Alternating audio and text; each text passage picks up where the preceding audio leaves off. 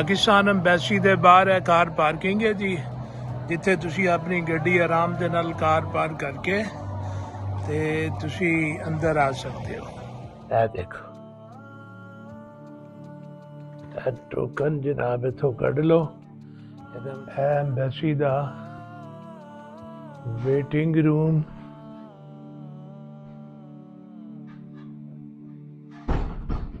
बहुत अच्छा बनया जी।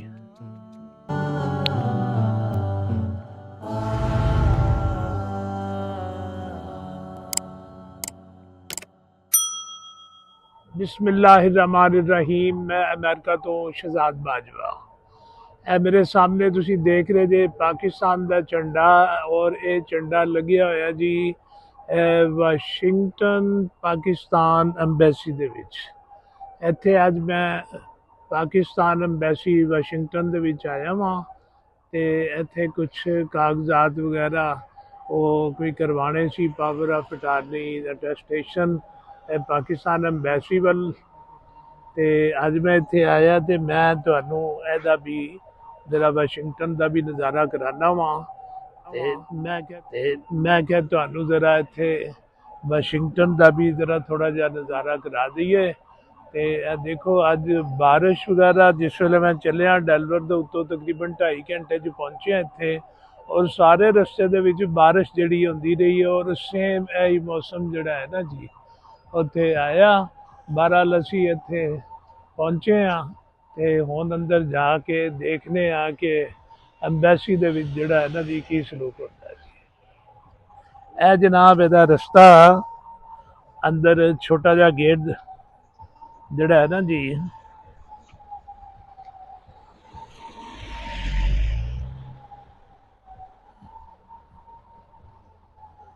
एक छोटे वाले गेट वालों जनाब इन्होंने कहा जी कि जिहड़ा तुसी एंट्री वगैरह जिहड़ी है ना जी देनी होवे ते तुसी इस पासों आ जाओ जी। कौंसलर सैक्शन ते इहदे नाल ही अंदर सीढ़ियां जनाब चढ़ के उत्ते जाना पैना। चलो जी सीढ़ियां भी चढ़ लेने जनाब।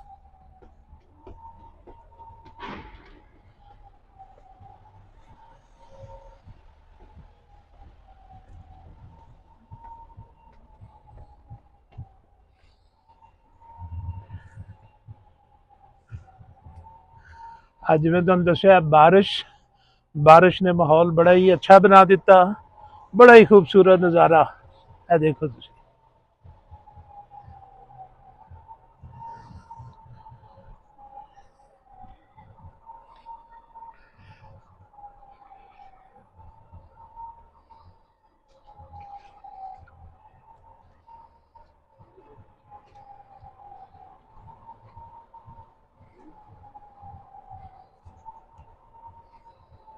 एम्बेसी दा वेटिंग रूम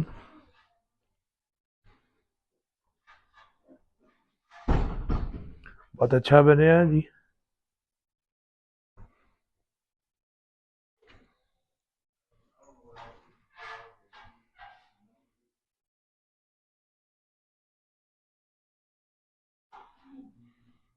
जल्दी आ गए ते कुछ लोग अंदर हाली है ही ने।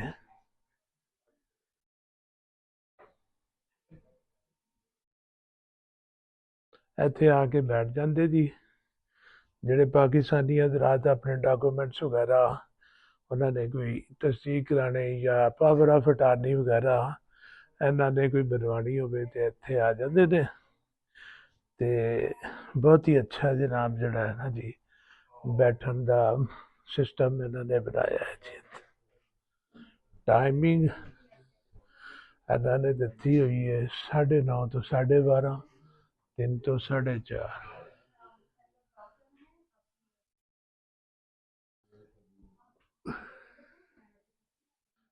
इत्थे इन्होंने टोकन सिस्टम शुरू किया।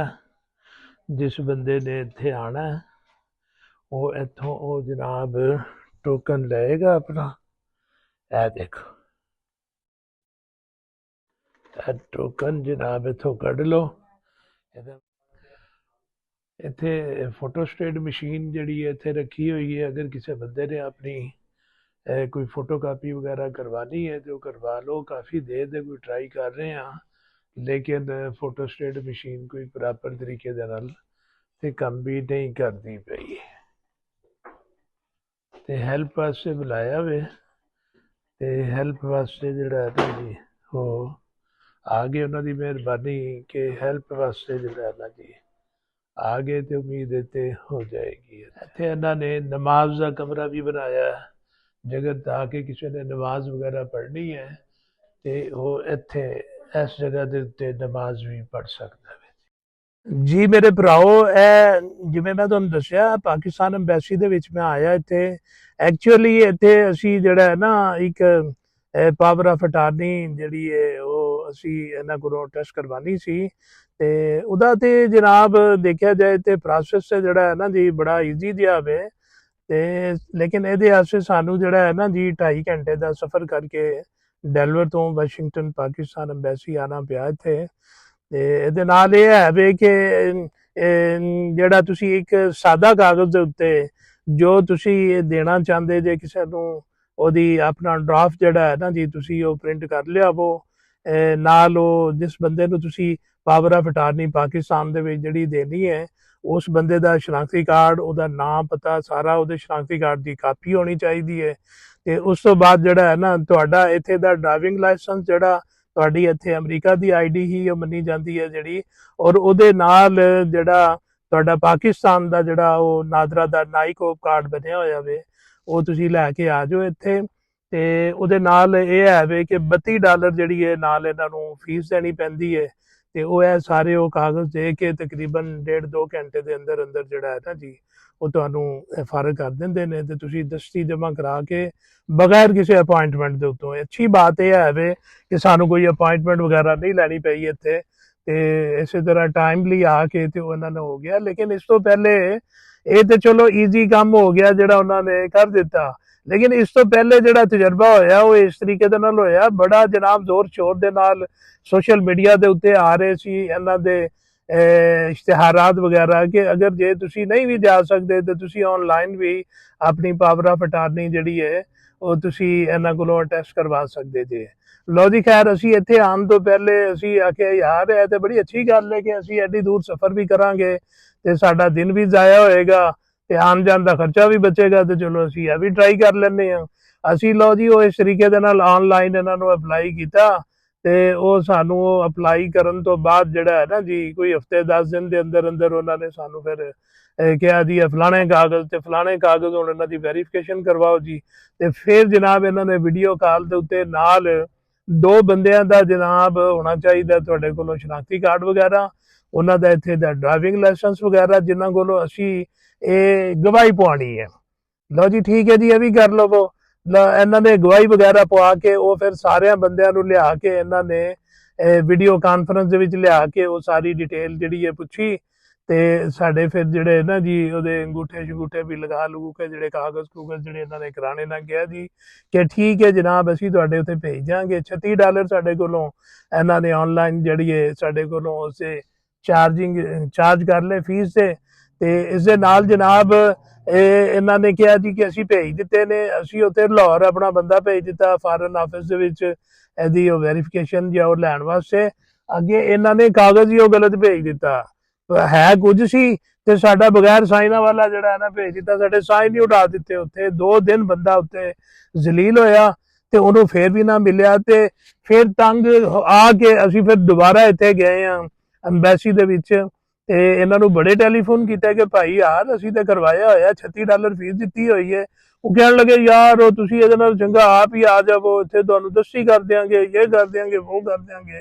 ਲਓ ਜੀ ਡਬਲ ਫਿਰ ਮਿਹਨਤ ਕਰਨੀ ਪਈ। ਇੱਥੇ ਆਏ ਉਹ ਪਹਿਲੇ $36 ਤੇ ਸਾਡੇ ਉਹ ਜ਼ਾਇਆ ਹੀ ਗਏ ਨਾ, ਜਿਹੜੇ ਇਹਨਾਂ ਨੇ ਦਿੱਤੇ ਹੀ ਕੋਈ ਨਹੀਂ ਸਾਨੂੰ ਵਾਪਸ। ਤੇ ਉਸ ਤੋਂ ਬਾਅਦ ਜਾ ਕੇ ਬਜਾਏ ਇਹ ਹੈ ਕਿ ਸਾਨੂੰ ਉਹਦਾ ਕ੍ਰੈਡਿਟ ਦਿਓ, ਇਹਨਾਂ ਨੇ ਉਹਦਾ ਕ੍ਰੈਡਿਟ ਵੀ ਕੋਈ ਨਹੀਂ ਦਿੱਤਾ, ਤੇ ਸਾਡੇ $32 ਹੋਰ ਲੈ ਕੇ ਸਾਨੂੰ ਇਹਨਾਂ ਨੇ ਕੀਤਾ। ਇਸ ਵਾਸਤੇ ਇਹ ਇਬਤਦਾ ਤੇ ਬੜੀ ਅੱਛੀ ਹੈ ਕਿ ਜਨਾਬ ਆਨਲਾਈਨ ਹੋ ਜਾਏ, ਲੇਕਿਨ ਇਹਦਾ ਤਜਰਬਾ ਸਾਡੇ ਨਾਲ ਤੇ ਜ਼ਾਤੀ ਤੌਰ ਦੇ ਉੱਤੇ ਜਿਹੜਾ ਹੈ ਨਾ ਜੀ ਚੰਗਾ ਨਹੀਂ ਹੋਇਆ। ਅਸੀਂ ਉਹ $36 ਵੀ ਜ਼ਾਇਆ ਕੀਤੇ, ਦੁਬਾਰਾ $32 ਵੀ ਦਿੱਤੇ, ਨਾਲੇ 2-2.5 ਘੰਟੇ ਦਾ ਜਾਣ ਦਾ ਸਫ਼ਰ ਤੇ ਆਉਣ ਦਾ ਸਫ਼ਰ ਦਿਹਾੜੀ ਜ਼ਾਇਆ ਕੀਤੀ। ਉਹ ਵੱਖਰੀ ਕੀਤੀ। ਇਹ ਜਨਾਬ ਉਸੇ ਤਰ੍ਹਾਂ ਹੀ ਅਸੀਂ ਹੁਣ ਵਾਪਸ ਜਾ ਰਹੇ ਹਾਂ ਤੇ ਤਕਰੀਬਨ ਸਾਨੂੰ 1.5 ਘੰਟਾ ਲੱਗਿਆ ਜੀ ਇੱਥੇ ਆਪਣੇ ਕਾਗਜ਼ਾਤ ਜਿਹੜਾ ਹੈ ਨਾ ਜੀ ਇਹਨਾਂ ਕੋਲੋਂ ਵੈਰੀਫਾਈ ਕਰਵਾਉਣ ਵਾਸਤੇ।